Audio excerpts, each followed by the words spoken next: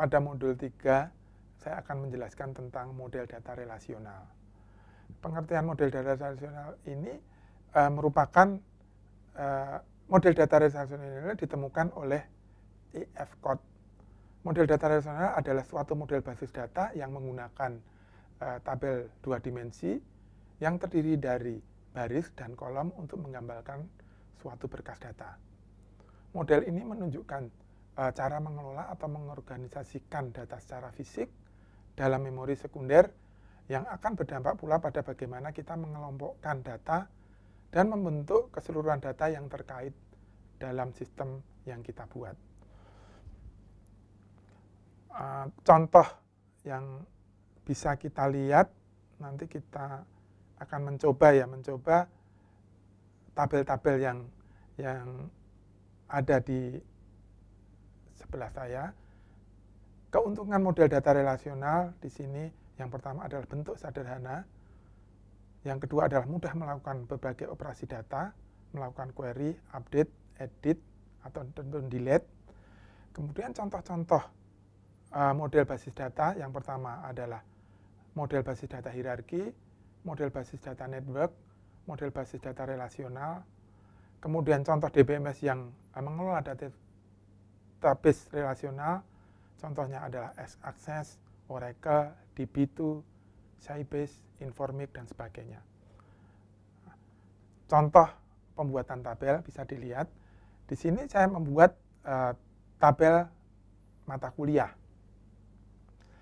Karakteristik dari tabel mata kuliah, data mata kuliah memiliki 3 kolom data. Kita bisa lihat di sini ada 3 kolom. Yang pertama adalah mempunyai atribut kode MMK, kemudian atribut yang lain adalah mata kuliah, dan atribut yang ketiga adalah SKS. Kolom 1 berisi data string atau alfanumerik dengan lebar tetap yaitu 5 digit atau karakter. Kolom 2 berisi data string dengan lebar maksimum 30 digit. Sedangkan kolom 3 berisi data integer dengan lebar maksimum 1 digit.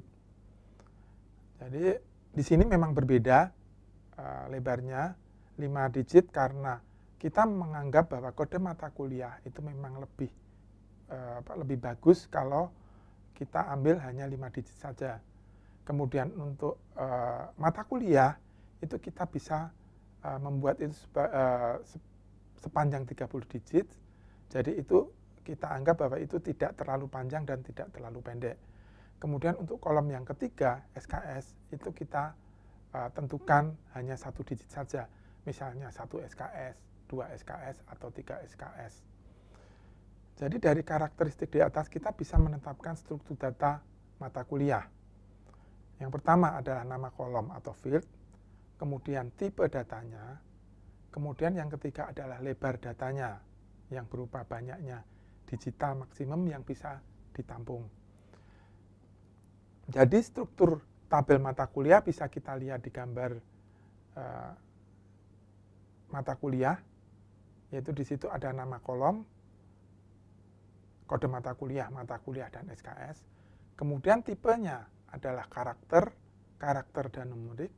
Kemudian lebarnya 5, 30, dan 1. Istilah dalam model data relasional. Relasi merupakan sebuah tabel yang terdiri dari beberapa kolom dan beberapa baris. Atribut, kolom pada sebuah relasi atau field. Tabel, baris pada sebuah relasi. Domain, kumpulan nilai yang valid untuk satu atau lebih atribut. Derajat atau degree, jumlah atribut dalam sebuah relasi atau jumlah field. Cardinality adalah jumlah tabel dalam sebuah relasi atau jumlah record. Ya, contoh seperti dalam gambar, di sini kita lihat ada atribut ya, NPM, nama dan alamat. Kemudian di situ ada barisnya.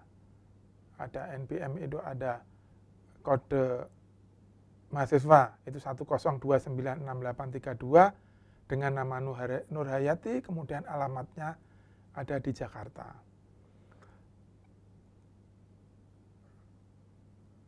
Bahasan kita selanjutnya adalah relational key.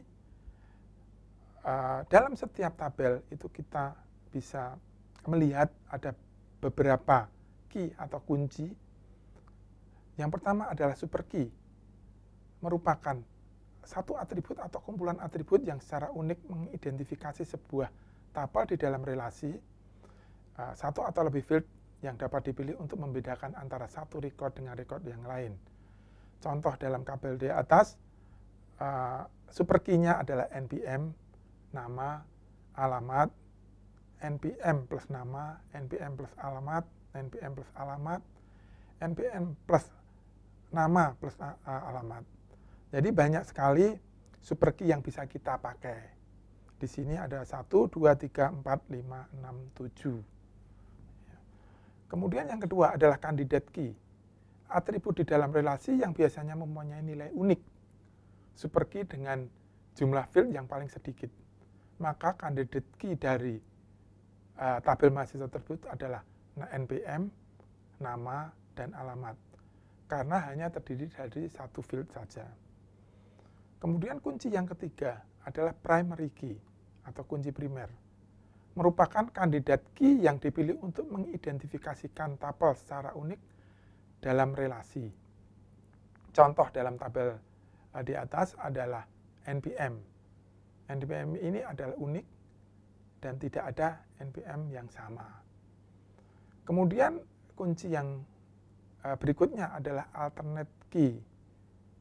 Alternate key merupakan kandidat key yang tidak dipilih sebagai primary key. Maka kandidat key-nya adalah nama dan alamat. Kemudian kunci berikutnya adalah foreign key. Merupakan atribut dengan domain yang sama yang menjadi kunci utama pada sebuah relasi, tetapi pada relasi lain, atribut tersebut hanya sebagai atribut biasa. Kita bisa lihat di gambar, kunci primernya adalah npm. Kemudian alternate key-nya ada nama dan alamat. Kemudian kandidat key-nya ada npm dan nama. Kemudian relational integrity rules ada 3 di sini. Ada null, merupakan suatu nilai atribut yang tidak diketahui dan tidak cocok untuk baris atau tabel tersebut. Kemudian yang kedua adalah entity integrity. Tidak ada satu komponen primary key yang bernilai null. Kemudian yang ketiga adalah referential integrity. Merupakan suatu domain dapat dipakai sebagai suatu kunci primer bila merupakan atribut tunggal pada domain yang bersangkutan. Kemudian ada bahasa pada model relasional. Di sini ada 2 bahasa. Yang pertama adalah bahasa query formal. Bahasa query formal terdiri dari beberapa. Di sini ada prosedural, yaitu pemakai memberikan spesifikasi data, apa yang dibutuhkan dan bagaimana cara mendapatkannya. Misalnya pada aljabar relasional, yaitu di mana query dapat diekspresikan dengan cara menerapkan operator tertentu terhadap suatu tabel atau relasi. Kemudian bahasa kedua yaitu non-prosedural, yaitu pemakai menspesifikasikan data apa yang dibutuhkan tanpa menspesifikasikan bagaimana cara mendapatkannya. Misalnya dalam kalkulus relasi, di sini query dapat menjelaskan set tabel yang diinginkan dengan cara menjelaskan predikat tabel yang diharapkan. Kemudian bahasa query yang kedua adalah bahasa query komersial.